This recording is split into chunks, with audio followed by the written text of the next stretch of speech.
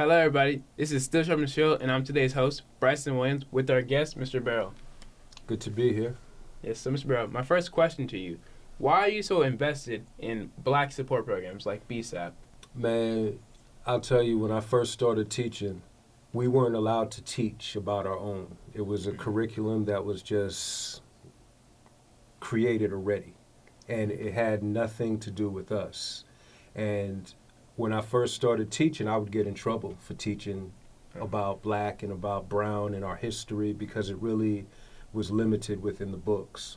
Now, with this movement after the unfortunate death of George Floyd and all the funding came about, I get an opportunity right now to teach you guys about knowledge of yourself, because that's really what it is. The system isn't built for us. It doesn't deal with equity.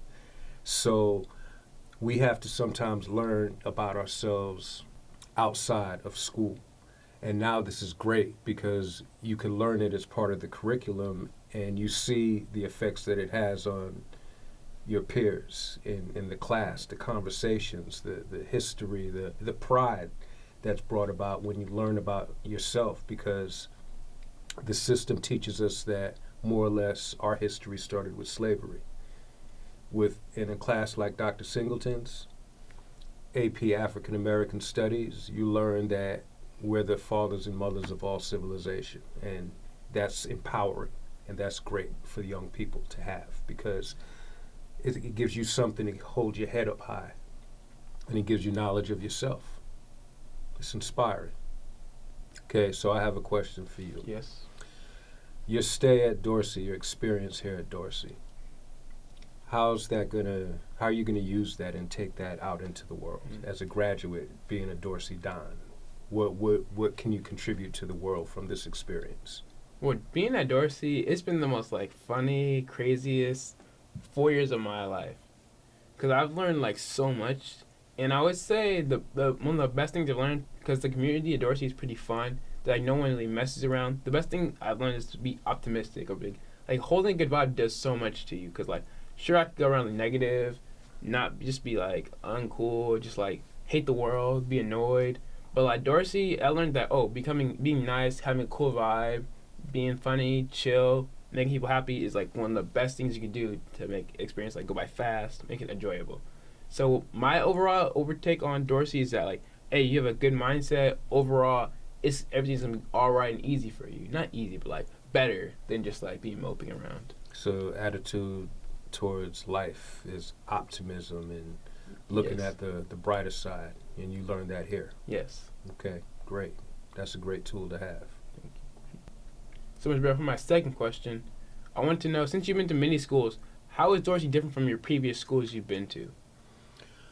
Dorsey, when I first came on campus, I would say I got a really family vibe here, a family atmosphere from the staff, much before I got it from the students. But the staff was very supportive. They welcomed me, they showed me around, and I had worked at previous schools, Horace Mann, Westchester, Washington. Then I went to Dimely, and from Dimely I came here. They were all family vibe type of schools. The staff was very close, but here it came a little quicker than I expected. The students are pretty good. I've been to some schools where there was a lot of trauma. Certain schools within a small radius, multiple gangs, and that's trauma that the students experience just coming on campus. And I don't find Dorsey being like that. It's kind of, this is one area, and you know what I mean by that. But it's more peaceful. I feel, there's fights in every school and there's drama in every school. It's a little quieter here. It's a little bit more peaceful than some of the schools that I've been at. Okay, so my second question to you, Bryson, now that in 4 or 5 days you're about to be a graduate, you enter adulthood, young adulthood, what's next for you? College, career, what are your goals? What are your dreams? What do you hope to achieve? So for me, after high school, I'm going to UC San Diego. Okay, congratulations, man. Thank you. And I'm going to be majoring in aerospace engineering, and I plan to try to be an aerospace engineer, more for like making commercial aircrafts, things like that nature, like renovating, checking on them, or even making them is what I want to go into. And like outside of like academics or like career, I just want to like travel the world, like see as much as possible.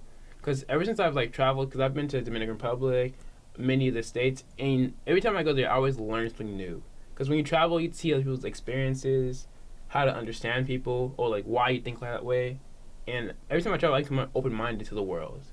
Okay, so traveling the world is great, especially with the income that you're probably going to make, because that you're basically going to be an engineer, right? Yeah. And they make good money. Have you ever considered, like the Air Force? Because they deal with airplanes, they deal with aerospace, and if you have your degree and you go in as an officer, even if it's just for a few years for experience, that may be invaluable in the future. You ever thought about that? Yes, I have thought about that. But at the same time, it's more of my parents that don't want me to like go into the military. Like they don't like anything military related. Yeah. And I've thought about like, oh yeah, maybe I could like work on jets, renovate, just be in the Air Force. But like the point of being in there just kind of reminds me like that. Yeah, I could agree. I know what your parents feel like. My wife and I, we were against it. We weren't in it, of course. We went to college right after high school, and my son is actually a Marine. He's been a Marine for 8 years. And we've seen the turnaround that it made for him, and it's just an opportunity. So, Mr. Brown, for the final third question, what is the importance of Dorsey and Crenshaw connecting? Well, the importance of that, we're the same people. We're in the same demographics. We have the same common enemy, which is oppression. And so many times in the inner city, we look at things that don't make a difference to separate us. And we need each other, It's great that they're Crenshaw, we're Dorsey. There's a healthy rivalry where it comes down to sports and academics. But at the end of the day, as an adult, we know the teachers, the administration over there, people we've been working with for years, and their family. And you guys live blocks away from each other. But there's a divide because of the affiliations. And we need to know that we can help each other out. It's kind of like when we were in New York, we went to the law school. And prior to that, everybody was standoffish. But when we found out we're all in this together and we come from the same beautiful history, everybody kind of opened up after that and we kind of connected. So that's what I want for us. There's too much divide and separation among us, and we need to get over that. And this is a great opportunity to get some dialogue, because if we could help them, we will. If they could help us, they will. And we know that because we met their students and we know their leaders of the school. So it's invaluable. And I hope that this could be something in the future that we could work together, because we're from the same city. We're going through the same obstacles. And whether it's unemployment, police brutality, or, not getting the proper services in our communities compared to others, we have to be able to come together, and you guys are the future. So if we could empower you, you're only going to make the community better. Yeah, I agree with it. Because I noticed that, like, on a trip, at start, kids just divided because, like, naturally, because people are usually comfortable with people they're around. Right. And I think introducing people into, like, kind of, not like forcing them, but kind of like putting them into a position where they can interact with people is a very good idea. Right.